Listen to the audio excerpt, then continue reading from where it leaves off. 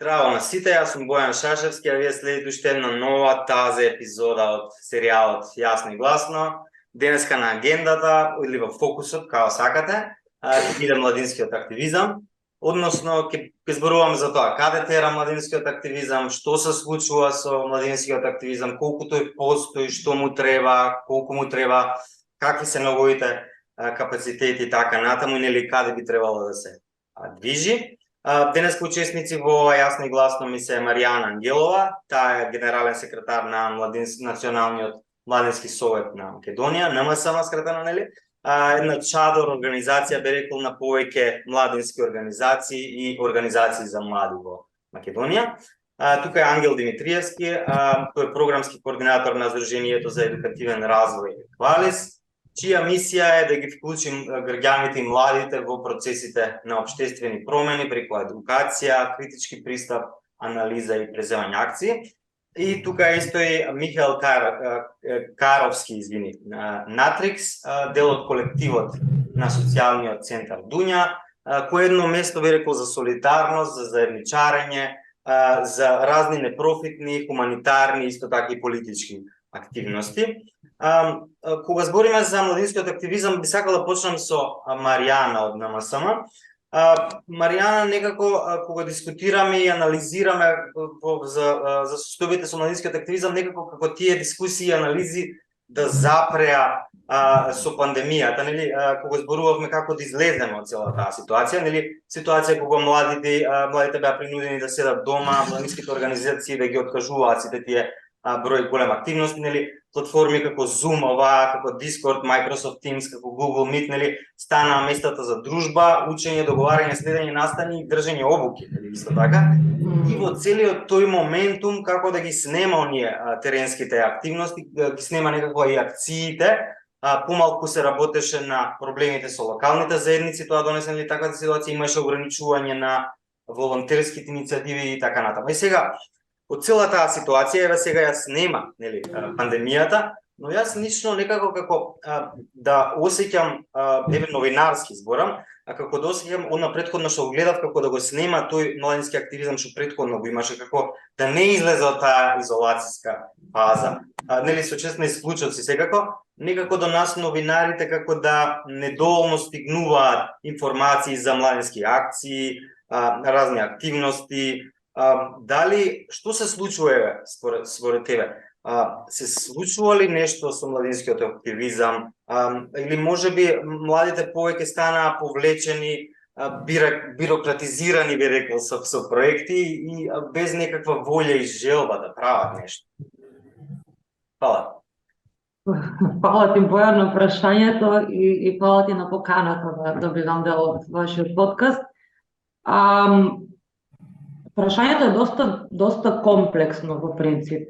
Не се само од една страна младинските организации кои што има голем број на предизвици кои што беа резултат на пандемијата и на целото затварање, но од друга страна се и младите кои што дефинитивно се изолираа и голем број на веќе истражувања покажуваат дека младите преферираат да бидат онлайн, преферираат да бидат во својот дом. Некако пандемијата сама по себе ги промени навиките на сите нас и на младинските организации како организации кои што треба да бидат носители на тие акции, но и на младите кои што се вклучуваат во истите тие акции, кои што не можеме ние сами да работиме, не треба поддршката од поголем број на млади. Она што ние, Националниот младински совет на Македонија, сега веќе има 53 организации членки, дел од кои се младински организации, организации за млади и подмладоци на други организации. Се повеќе на состаноци ги слушаме организациите членки дека немаат членство, дека не можат да мотивираат млади луѓе да се вклучат во нивните активности, дека не знаат воопшто ни каде да ги најдат активните млади и да им пристапат. Сега, од друга страна, нели нормално не ни очекуваме сите млади да бидат активни, особено не во граѓанскиот сектор, и тоа е многу нормално и природно, но за жал и оние кои што беа не се веќе тука. Пандемијата придонесе до тоа, да, но се забележуваше и како минуваше времето, дури и пред пандемијата, бројот на младински акции се намалуваше. Експоненционално се намали кога пандемијата започна и кога сите се затворивме, но и предходно бројот на акции се намалуваше, бројот на активни млади нормално. Тоа, не знам, според нас, според мене, повеќе светот се менува, нели? Младите се чувствуваат по-пријатно и по-комфортно да бидат онлайн активисти, да пишуваат по Facebook, по Twitter, по TikTok и по сите, мислам, Facebook и Twitter се отворени за мојата возраст, за младите се TikTok, Discord, Instagram. И може би и ние како организации треба нашите акции да ги прилагодиме таму. Нашиот начин на комуникација да го направиме таков како што комуницираат младите и таму да им пристапиме со цел да створиме некаква доверба и да им покажеме што во суштина работат младинските организации, за да можеме да ги извадиме од комфорот на својот мобилен телефон надвор на улица, за да направат некоја акција и да помогнат на својата заедница. Ќе се вратиме после пак на тебе. Ангел, во целата оваа ситуација знам дека Еквалис формираше мрежа за еднаквост. Така мислам да се каже. Активисти од цела држава кои работат на родова еднаквост, ЛГБТ плюс еднаквост и меѓуетнички соживот се здружија во оваа така наречена мрежа за еднаквост, младинска мрежа за еднаквост, која изминатиот период беше лансирана во склоп на 5-тиот, ако не се лажам, роден ден на Еквалис.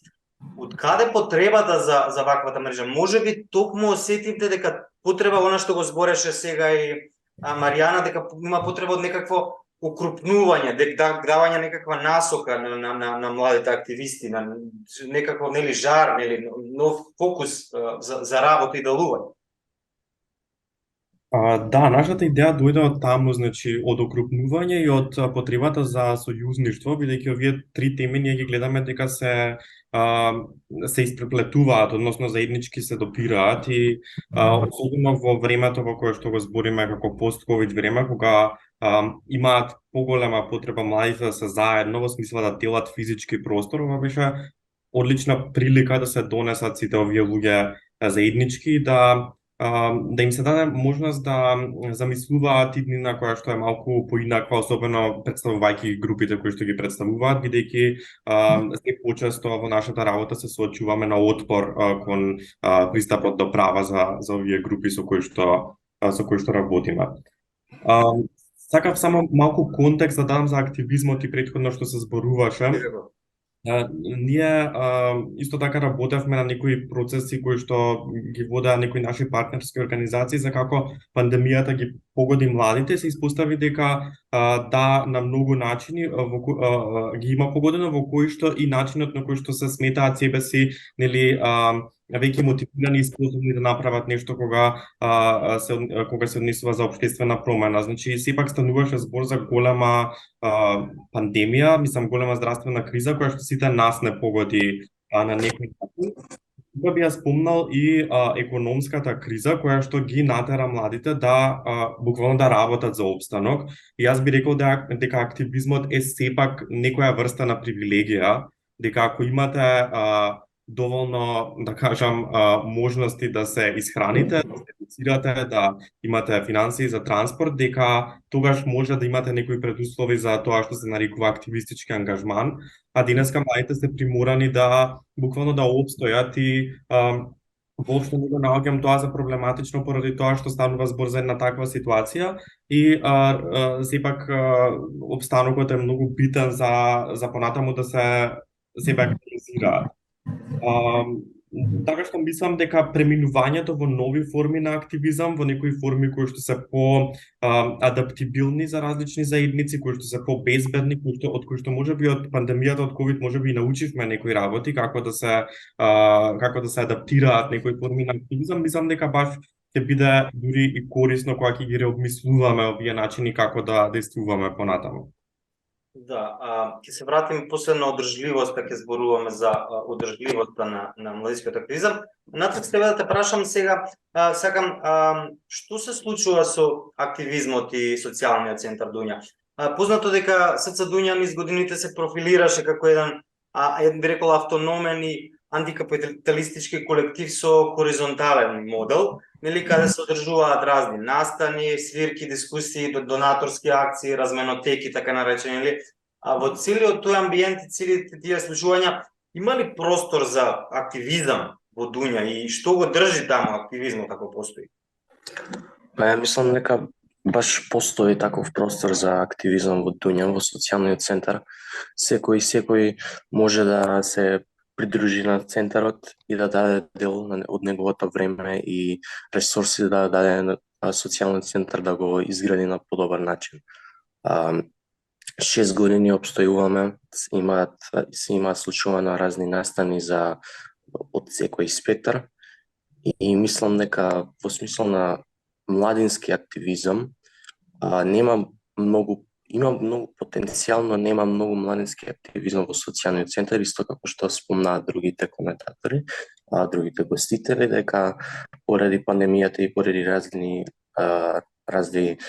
причини нема многу простор за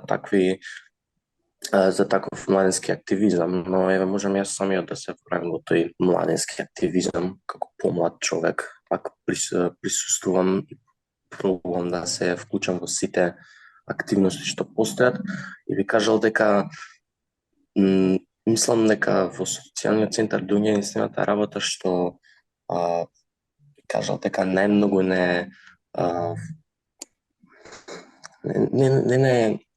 најмногу не разликува е тоа што ние пробуваме како социјален центар да се фокусираме и на класната борба и на не само во смисол на нормално помагање на општеството преку различни активности, различни настани, различни донации, но исто така сакаме некој друг смисол кој што често не е дискутирана, тоа е класната борба. Се вратиме баш пак на ова што го зборуваше. Маријана, сакам сега да се вратам пак она што го зборевме, сега споравме социјален центар Дунја, споменавме и други простори. Младински простори, кога зборуваме за младинските простори, нели места за поттикнување акции и ангажман на младите, морам да го споменам оној закон за младинско учество, нели? Беше донесен пред околу 3 години, нели со цел да го зајакне младинското учество, да се воспостават повеќе сервиси и механизми за млади да можат на локално и национално ниво, нели, кој ќе помогне во нивниот активизам и социјален развој, меѓу другото. Сепак се чини некако како тој закон да остане на хартија. Ние анализа што правевме сега пред некој месец, знам и вие правите исто претходната година, знам и ние сега правевме, покажа дека младинските центри се формирани само во 5 македонски општини, значи збориме за целосни младински центри. Канцеларии за млади целосно, значи има само во една општина, младински совети се формирани во 18 од сите вкупно општини, потоа не е формиран истражувачки центар за млади, нема ниту национално собрание за млади. Знам дека НМС каде бидејќи НМС го буткаше во закон, знали заедно нели со сите мрежата, со целата мрежа од организации, го буткаше овој закон, каде гледаш проблем за имплементација на законот, бидејќи многу е исто поврзан тој со сите овие работи што ги збориме, младински простори, младински активизам и така. Како да бутнеме сите да се профункционираат, веројатно малци дел од младинскиот активизам негде ќе може таму да го метнеме сите тие работи. Апсолутно, мислам оно што е општо познато е дека младинскиот активизам води до она значајно младинско учество кое што е и суштината на самиот закон. Тие се податоците што ги имаме и ние. За жал, ние детектираме повеќе недостатоци во однос на бирократизирањето на самиот закон, односно според податоците и според тоа колку се усвоени младински центри на седница на совет во општините, има 5. Но ако ја разгледаме фактичката ситуација низ земјата, е дека во Гостивар има младински центар кој што работи дури подобро од оние што се усвоени од општината, било која општина друга. И има други младински центри кои што де факто нудат услуги за млади и работат со млади, но не ги гледаме како младински центри. И овој дел јас би рекла дека малку го би ја бирократизираме поентата на законот. Поентата е младите да имаат простор каде што ќе бидат активни, каде што ќе креираат идеи и каде што ќе имаат поддршка да ги остварат сите идеи кои што ги имаат. Тоа е едната работа. Вториот проблем е што во законот пишува дека државата треба да одвои 0,3, ако не се лажам, проценти од државниот буџет за имплементација на законот. Мислам сигурен точно. А општините 0,1. Можда да ги бракам државниот буџет и општините, но како и да, има одредена висина на буџет кој што треба да се одвои, но не се одвојува. А сите сме свесни дека отварањето на младински центри бара финансиски средства, нивното работење бара финансиски средства и не само како простори да се отворат, бара тоа и градење на капацитети на луѓе кои што ќе работат таму, бара и средства за планирање на програми, за истражување на потребите на младите во општините и така натаму, за да можат суштински да ја работат својата работа. И сите тие работи се сами помеѓу себе поврзани. Советот исто така треба да придонесува кон давање на насоки на оно што ќе го работи младинскиот центар, локалниот младински совет. Локалната младинска стратегија исто така треба да дава насоки и цели, а за нивното постигнување треба да се вклучи и младинскиот центар или оние организации кои што ќе ги работат младинските центри. И според и нашите анализи што се исти како вашите, и без разлика дали има младински центар, доколку нема стратегија, доколку нема детектирано јасни потреби на младите во општината, доколку нема акцијски план на таа стратегија, а има само на 4 во Македонија, и доколку нема средства да се имплементираат сите тие документи кои што се напишани, пак нема да се постигне суштината, она е суштината која што е на законот. И тука нормално голема улога влија и истражувачкиот центар кој што го нема, за кој што немаат финансиски средства да го оформат и да започне да работи. Но исто така да и нормално тоа што нема национално собрание, ниту пак советодавно тело на млади, бидејќи тоа е механизмот кој што треба да покрај сите нас како младински организации да прави притисок на институциите за да ги имплементираат тие работи. Оно што можеме да го видиме како, јас би рекла и позитивен пример, е дека најуспешните и младински центри или било кој механизам што е произлезен од законот, функционираат само доколку има тесна соработка помеѓу младинска организација и општината.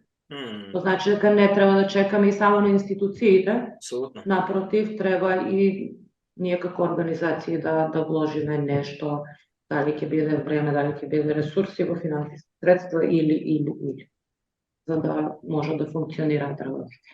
Да, кога збориме за младински простори, Ангел, сега ми текна знам дека Еквалис едно време, ако не се лажам, имаше предизвик, знам, со наоѓање или останување во одреден физички простор, ако не се лажам, за да може да функционирате, за да може да се собирате, за да може да правите работи, планирате работи, нели?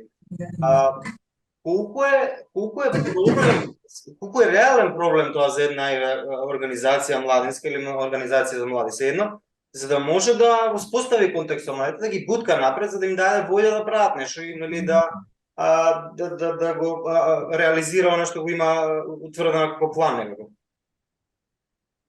Мислам дека е многу битно, особено кога се доаѓа од позиција на тоа дека се работи со одредени групи кои што својот примарен физички простор, односно домот, не го сметаат за безбеден и им треба таков простор во кој што ќе можат да бидат автентични, своји, да можат да се изразат во потполност. Например, ние во текот на пандемијата и го имавме тој проблем да Zoom постои како опција, меѓутоа не секој може да збори во својата соба што е до родителите за темите кои што ги работиме ние, например, и додека траеше пандемијата, се јави предизвикот со одржување на нашиот поголем простор, кој што, како што каже Маријана, ги имаше, речиси, сите примеси на младински центар, иако не беше формално, да го речеме, младински центар. И сметам дека во тоа време многу влијаеше прераспределбата на фондови кои што младинските активности можеби не ги перцепираа за толку приоритетни, во време кога имаше преголема потреба да се решат некои други работи. И мислам дека последиците еве се уште ги чувствуваме и ние како младински организации во долгорочноста на активизмот, можеби во нудењето на вакви простори кои што треба да се безбедни за маргиналните заедници. Така што да, ние се уште работиме во физички простор, меѓутоа сепак има свои придобивки кога тоа е на локација која што самите сте одбрале, кога е во услови кои што самите сте ги креирале, што секако зависи од пристапот до ресурси за... Само ќе те поточнам тука, претходно рече треба младите да се осеќаат безбедни. Претпоставувам дека зборуваш треба да се осеќаат дека се дел од некаква група, дека се прифатени, дека се врсници со некој, дека се дел од колектив за да може они потоа да се активираат, за да може да прават нешто буквално, нели? За да може да се осеќаат дека прават нешто. Вајде на тоа мислиш? Мислам во две насоки, да, и во таа насока да имаат безбедност со самите луѓе со кои што се наоѓаат, но никогаш безбедноста првиот чекор за нас е да се во простор кој што е надвор од нивниот простор примарен, кој што ние го викаме, тоа е секогаш домот или училиштето, каде што има одредено ниво на небезбедност кога се зборува за работи, например, поврзани со квир еднаквост, со род, особено сега се тие теми наелектризирани. Така што, за да се зборува за овие теми, треба да се понуди простор кој што е целосно безбеден, за после да може да се прават стратегии како активистички ќе действуваме, како ќе правиме политички притисоки, така натаму. Океј, ќе се вратиме пак на тебе. Сакав сега пак на Натрикс да одам. Натрикс, го спомнавме социјалниот центар Дуња. Што се случува еве како ти си, ако не се лажам, средношколец, сега матурант, така? Да, сега матурант завршувам со сега. Што се случува еве ти како матурант, што се случува, гледаш ли наоколу, еве не само простори младите кои што собираат, кои што активираат, некаков активизам меѓу младите средношколци, ајде да речем, знаеш? Тоа што еве претходно имаше да речеме Fridays for Future беше активирано меѓу средношколците, кој беше општо прифатено меѓу сите средношколци. Имаше средношколци иницијативи. Има ли средношколски такви иницијативи или тоа е се групирано по групи? Еве сега вие сте да речеме социјален центар Дуња, па некоја друга иницијатива, знаеш, има расцепкани групи. Или осекаш дека можеби треба некоја окрупнување на сето тоа во некаков контекст ставање? Па, наискрено да, многу е локализирано, многу е групирано. Помеѓу средношколците во моја школа Никола Карев, гимназијата, не гледав многу голем активизам, освен тоа што самото школа од време на време ќе преку самата држава ќе организираше некои настани, некои патувања низ Скопје, например, ќе организира со драмскиот сектор да идат до некој музеј или нешто, некој театар или нешто такво слично, па дали тоа може да се вброи како младински активизам, не знам. Но своеволно вклучување во организации, немам приметено многу од младината да се вклучуваат во таков активизам, освен тие неколку организации, еве, например, Социјалниот центар Дуња, Еквалис и слично, каде што има некаква организација каде што помладите можат имаат опцијата да се вклучат. И воопшто нема видено некаква организација каде што самите млади ја организираат, самите млади се организираат меѓу себе за да направат некаква промена во смисло на општествени прашања. Веројатно и од таму произлегува потребата вие да земете да се собирате, да одите у Дуња со врсници, со истомисленици да правите нешто заедно. Да, нормално во Дуња многу од моите врсници имам донесено во Дуња, имаме многу добри дискусии, водено многу добри дебати и слично, каде што можеме да критичко да размислуваме за некои теми кои што често не се дискутираат во нашето општество. Да, и веројатно и самото школо ги нема тие теми, па се наоѓате дупката таа што има ја попунувате таму. Тоа особено многу од темите кои што ги дискутираме во социјалниот центар Дуња не се дискутираат во гимназијата. Многу ретко ако најдеш број еден или двајца професори кои што се своеволно ќе сакаат такви теми да дискутираат, но ако почнат ако отворат дискусија на час за такво нешто, во рок на неколку недели ќе ги збркаат од работа. И затоа мислам дека многу вреди да постои некаков центар каде што ваквите теми, класна свест, родова еднаквост, борба против капитализмот, борба за зачувување на планетата и слични теми може да се дискутираат од центар кој што е автономен и работи на хоризонтален начин. Да. Збориме за младинска ангажираност, кога збориме, имаше интересни истражувања, знам сега ми текна, сакам на тоа да се свртам, дека има многу проблематики. Значи, еве сега ќе кажам бројки некои, тука нема да лупам многу бројки, се надам нема да долг. Нели? Имаше наоди од една студија потреби на младите на локални ниво, младите можат пред нека година, покажа дека огромно мнозинство младите никогаш не биле вклучени во решавање на некаков проблем во општината, значи 70,4% во аеродром, 79,8% во Ѓорче Петров, 72% во Карпаш. Истражување на МОФ имаше едно младински статус кво 10 години стагнација, покажа дека за половина од младите грижата кон заедницата не е нивна обврска, не ја осеќаат. Релативно е мал бројот на граѓанскиот нивен ангажман и на четвртина од средношколците никогаш рекле дека не би учествувале во волонтерски активности, една третина се настават дека ништо нема да им досмеат, џабе се. Нели над 70% од средношколците сметале дека другите ќе се обидат да ги искористат ако се активираат и така натаму. Имаше една истражување на МОФ ВФД социополитичко учество на младите која покажа дека само 8% од испитаните млади биле вклучени или консултирани од институциите при носење на одлуки на локално и централно ниво. Маријана, веројатно сите овие работи покажуваат негде вајда каде е коренот на, да речеме, неактивноста, да речеме, на младински активизам, иако рече дека почињаат некои нови форми да се раѓаат у целата оваа ситуација, нели? На што треба да се одржиме, еве сега дојме да се одржи сето тоа, еве ја дадовме дијагнозата, нели, можеби на проблемот, како да се одржува младинскиот активизам ако ги знаеме сите овие работи понатаму? Така е.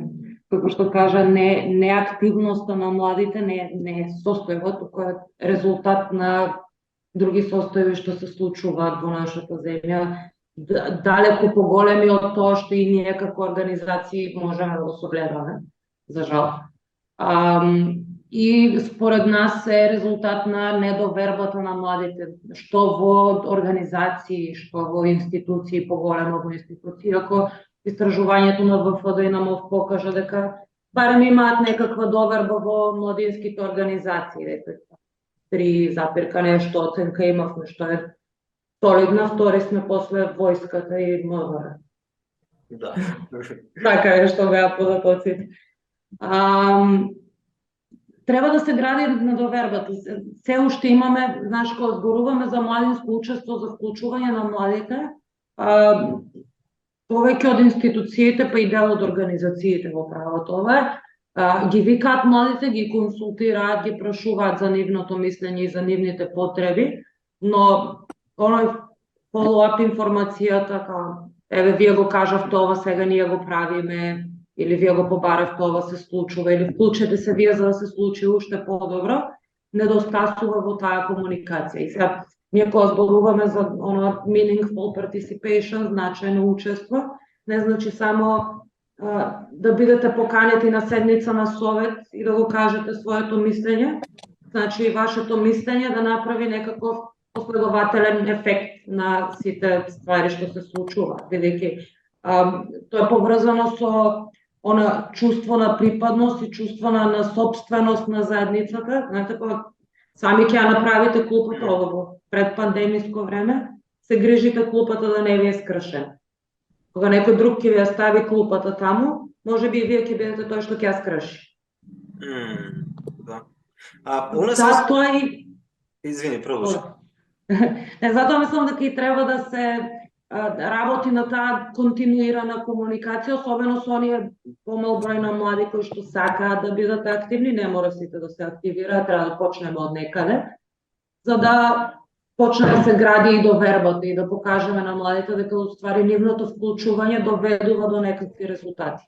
Сега тука исто да те потпрашам, ме потсети, еве збориме за довербата, но кога збориме за одржливоста, Маријана, јас сега ме интересира што правиме со, значи, еве зборуваме нели за иницијативи што ќе дојдат и ќе се заминат. Пример за локален проблем се рече со клупи, со инфраструктура, со урбанизам, со нека улица, со патот на училиштето. Има такви иницијативи доаѓаат, се заминуваат по година-две. Како постојано, континуирано да се делува, континуирано да се следи на некоја проблематика и да се реагира, независно дали е тоа на улица или други механизми, нели, институционални или институционални. Како да се окрупнува младинскиот активизам, без при тоа да се дава нели волја и фокус на младинскиот активизам, без при тоа да биде тој зависен од проектни активности, нели, односно нели еден месец ќе зборуваме за демократија, друг за женски права, трет за медиумска писменост, четврт за екологија, нели. Тука е моето најголемо прашање, како да дојдеме до тоа, континуитет да има некој. За жал и ние како организација бараме одговор на истото прашање и немаме одговор, она што не знам, ова го зборувам за формалните мрежи на младински организации кои што имаат одредена институција позади порано како канцеларија која што работи, например. Клучно е да се прави партиципативно стратешкото планирање и да се следи стратегијата, односно целите на организацијата. Проектите, вакви или онакви, на еден или друг начин, во такви различни теми како што ти ги спомена, но на еден или на друг начин придонесуваат кон целите на организацијата. Знаете, поголема вработливост на младите, дали ќе биде предприемништво или ќе биде soft skills, не е важно, важно е дека сите работиме на младите да се вработат. И тој пристапот, тие работи за жал се уште зависат од донатори и за сега сме ставени во ситуација да се објаснуваме со донаторите дека тоа што нашата група на млади го бара е тоа што треба да се случи во голем дел од ситуациите, да се надеваме дека ќе не послушаат. Од друга страна, ако збориме за така неформален, некој пограсрут ниво на активизам, тогаш алатката е волонтирањето, градењето на чувство на припадност на младите луѓе према заедницата, баш тоа да им е гаље што им се случува во нивниот двор и тие да придонесуваат да им се случуваат убави работи. И тоа е еден начин за да се одржи активизмот, ако зборуваме за тој грасрут активизам, но не само од тоа не можат да се решат родовите прашања, не може да се решат прашањата со животната средина и така натаму. На нивното спојување заедно на тие помали повеќе би можело да има поголем придонес. Ангел, вие работите доста на едукација. Она што спомнавме, Маријана спомна одговорноста кон локалната заедница. Знам дека имавте, од вас произлезе една интересна иницијатива, програма за служење во заедницата, односно иницииравте, тоа беше, мислам дека и до институционално стигна ниво, па се врати тој, да речем, идејата, па сега, како се вика, Сојузот на средношколци ја презема за граѓанско образование да се внесе во предметот, односно младите уште од мали да се учат дека треба да помагаат, за да може да бидат активни, од нив да се гради после индивидуи кои што ќе прераснат во активисти, ќе имаат некаква должност кон заедницата. Веројатно треба, прашањето ми е, веројатно треба и во самата училиште да почнат да се учат некои работи овие што ги збориме, затоа што сега службење кон заедницата, одговорности кон активизмот, буквално го држат заглавене, само да речем, во невладините организации. Може би паралелно треба да иде овој процес. Па мислам дека секако нели идејата е за да се омасови нештото да влезе во системот, и нашата идеја беше таа нели програмата за служба на заедницата всушност би предвидела поминување на волонтерски часови на учениците во нивна иницијатива организација по избор.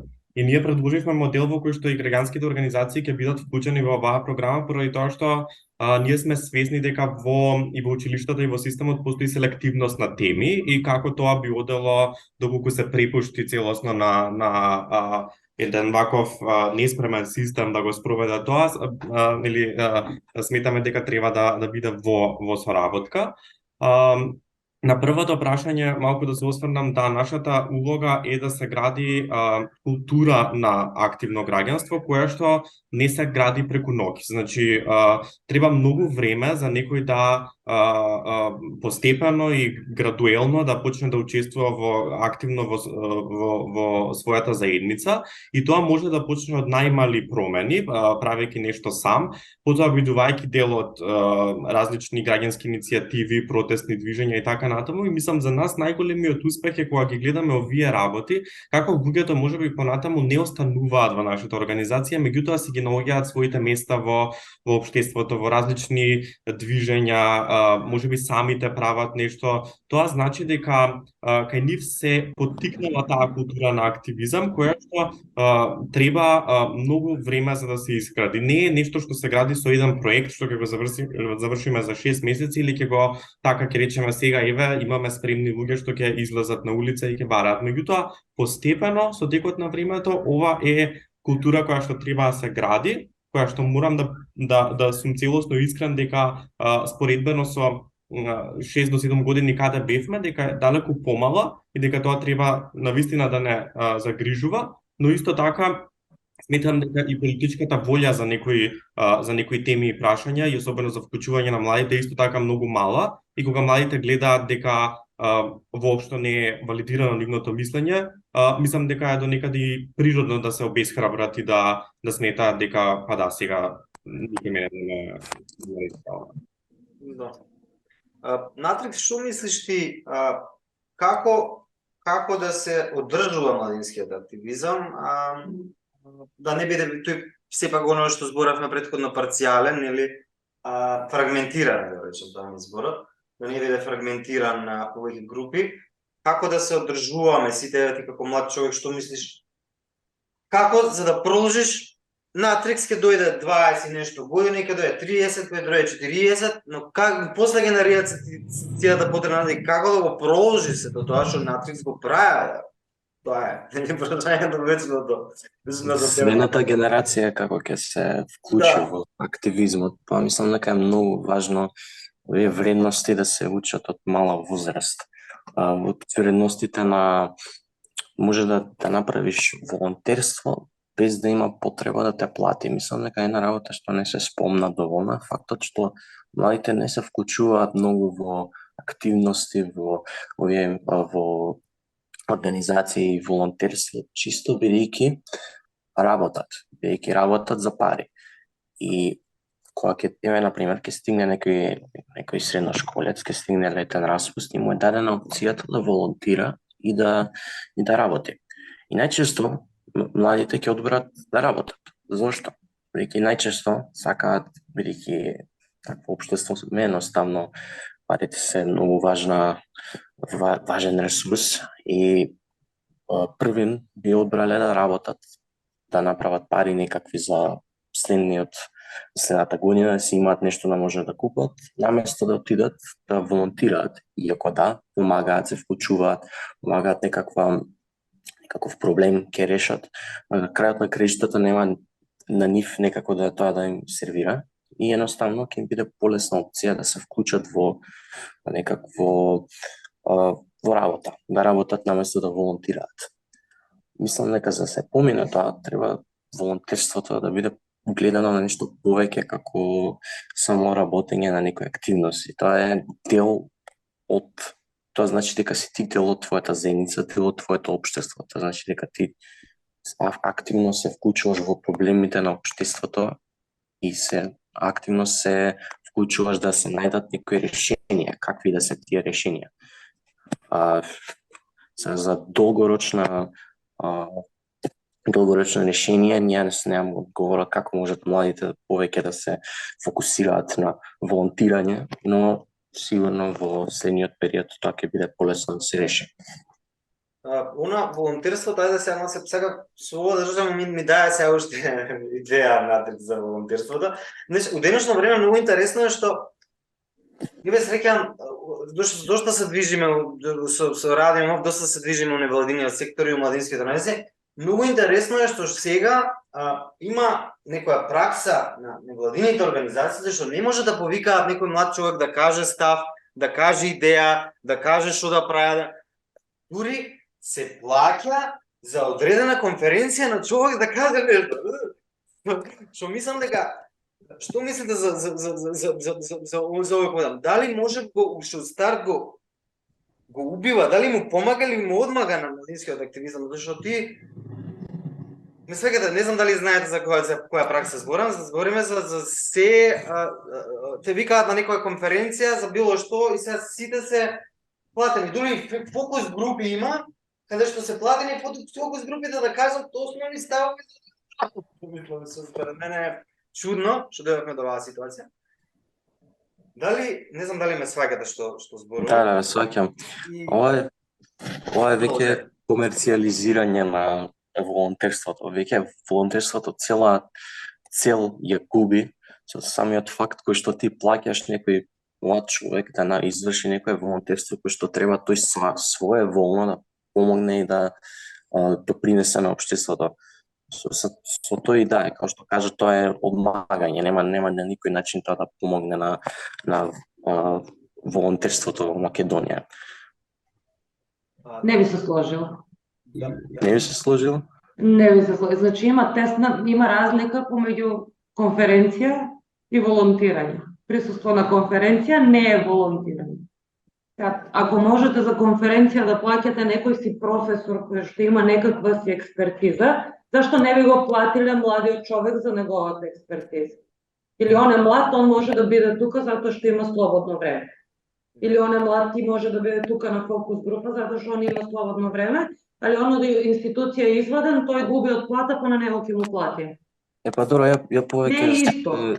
Да, окей, ја повеќе зборев за волонтерството. Може малце се избунив двете термини. На мене тие два исти примери не ми се исти, за жал. Волонтирање значи друго, не е учество на конференции и учество на фокус групи. Па добро, ја зборев за волонтирање чисто тоа. Се согласувам, ама не сум слушнала ситуации барем волонтери за волонтирање се плаќа. Зборев за учество, било какво учество на млад човек на било каква активност. Значи тоа збориме за настани, конференции, фокус групи, знаеш, учество некакво влегување во некој процес, знаеш, и било какво влегување во некој процес има некој хонорар, има некој се плаќа. Значи, тоа сакав да го коментираме. Таа смисла сакав да зборим. Па пак не зависи во каков капацитет се вклучува. Не, зависи во каков капацитет се вклучува. Да, ама дали сето треба да се плаќа, тоа е прашањето. Да, ти ми кажи интересен аспект. Ако си панелист на конференција, да, треба да те платат експерти, твоето знаење си го стекнал со сопствен труд и трудот треба да ти биде награден во форма на плата.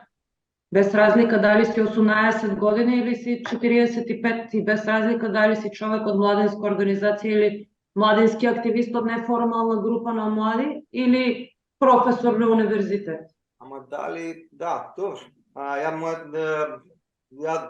Друго малце поинаку мислам, ама добро. Ние како ги зборувам овие работи, бидејќи ние како организација се залагаме младите за својот труд да бидат платени. Да, ама дали е труд кажување вклучувајќи практикантство, па зависи која е потребата за ставот. Ако ставот е за да некој напише анализа, тогаш зошто да не, ама ако ставот е затоа што ти имаш своја иницијатива да промениш нешто, тогаш не. Не знам, според мене зависи од многу фактори. Сето тоа. Да, но знаеш што произлегува тука сега ми дикна, знаеш, зашто зборувам ова? Тоа што еве ние како медиум ќе организираме нешто, дури ни се појавуваат сега ќе кажам од целата таа ситуација, кога викаме луѓе за подкасти, кога викаме еве сега Engage организиравме, која Engage со години доаѓаат разни говорници млади. Постари младите сега не прашуваат дали ќе има хонорар за ова. Тоа прераснува потоа во нашите емисии, тука која што со години се водат на волонтерска основа, младите прашуваат дали ние ќе бидеме платени за нашата активност. Сегаш, дали ќе бидеме платени за нашата емисија. И сега, више, кога ќе почнеме да плаќаме за се и се што, тоа доаѓа дека нема да се извршуваат активностите што претходно биле. Круг е интересен на тоа, нешто. Сваќаме што ми кажа, трудот треба да се... Има и друга страна во тој круг, да. Да, но има врска и после тоа и понатаму како ќе делуваме. Знаеш што може да очекуваме на младите, дека за секој еден став, за секој учество, за секоја емисија, секој подкаст нема никој да се појави затоа што ќе мора да се бара пари. Организацијата ќе мора да бара пари.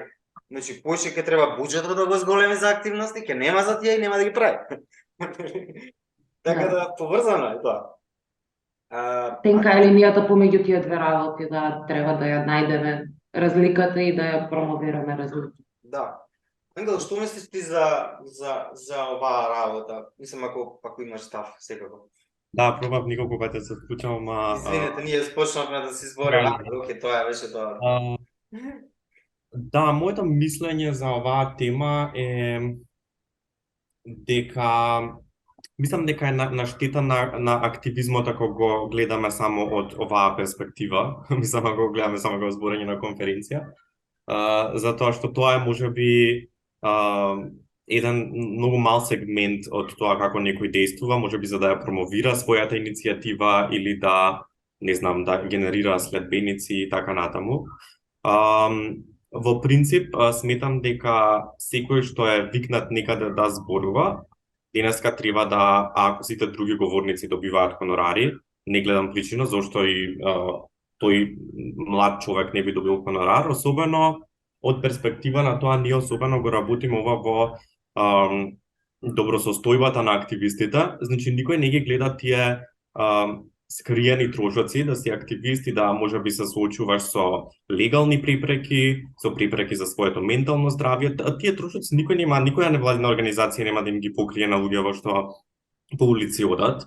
Така што сметам дека да, ако сите говорници земаат, треба да зема и некој млад човек, но дека ова не треба да е предуслов за тоа што понатаму ќе прави тој човек поврзано со неговиот активизам, поради тоа што ова е еден толку мал дел за како ја пренесува својата порака, да после станува не треба да стане предуслов, нели, за некој да дојде на емисија и да зборува и да го каже својот став, поради тоа што едноставно се губи поентата на активизмот, така. Затоа што ако за секој наш активистички ангажман сме парале некаков финансиски надомес, тогаш воопшто не ни станува збор за активизам, ама да, ако станува збор за конференција, сметам дека ако сите говорници земаат пари, сите треба да се третирани еднакво. На крај, дечки, завршен зборот сите би сакал, што правиме понатаму? Како да тераме со младинскиот активизам? Кажавме повеќе работи. Можеби треба во Македонија недостасува некоја има мрежа, еве Квалис направи мрежа. Можеби треба уште поголема мрежа некоја која што еве постои на крај крајава и нели со НМСМ, но дали треба некоја нова улица да направиме? Нема да ме сваѓате. Што, еве завршен збор, што мислите за темата? Како да тера младинскиот активизам? Еве така и се вика и емисијата на крај. Кој прво сака да каже? Ај, Маријана, со тебе почнавме. Со тебе да. Нели може со мене да заврши? Сите тешки прашања да ги кажаме. Да, извини.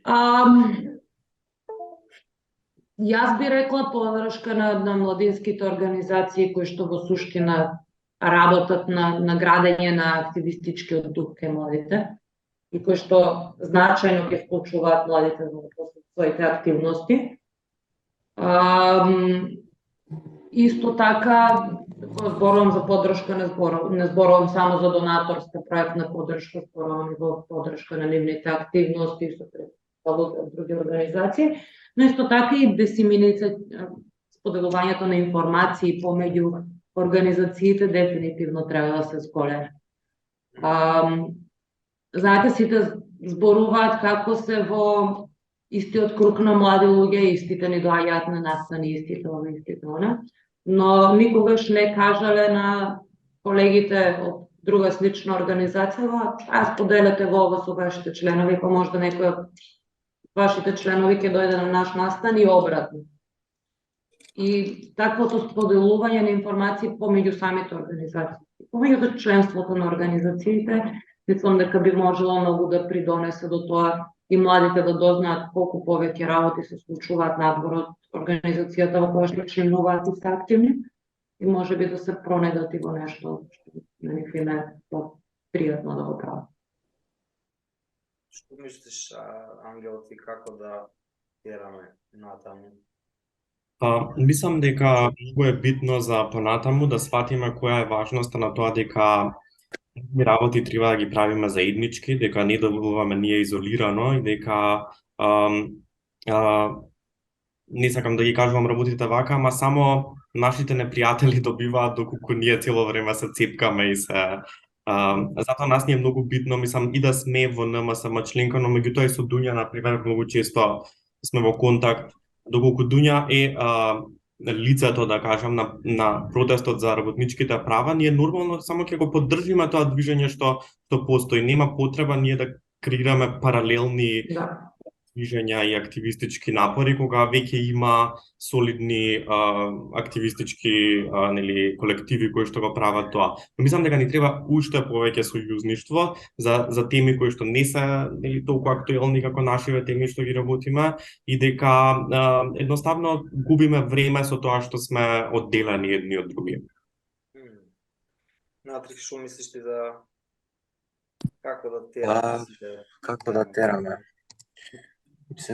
Главно би се согласил до некој степен со Ангел и со Маријана.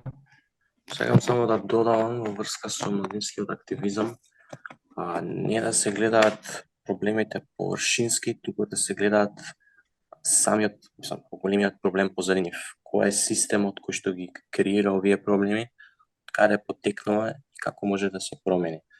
Како нормално како социјален центар ние сме многу повклучени во овие прашања, но мислам дека би било многу корисно за младинскиот активизам ако и другите организации ги видат овие прашања барем до некој степен, затоа што работничките права не се само не би било пожелно ако секоја организација ги има тие тој спектар на борба. Дечки, мислам дека свртавме круг, може уште да прашувам прашања, ќе запрам тука. Доста е века. Стварно, фала ви на сите што се уклучивте, фала ви сите што си направивме муабет. Мислам дека кажавме многу теми, уште има сигурно, што не ми текнаме. Уште има и запишано туку таа личето што се гледам, не го гледам личето, но не ме прашувам да прашувам. Фала ви многу за сите, стварно. За учеството и фала на сите оние што не гледаат, што гледаат оваа емисија.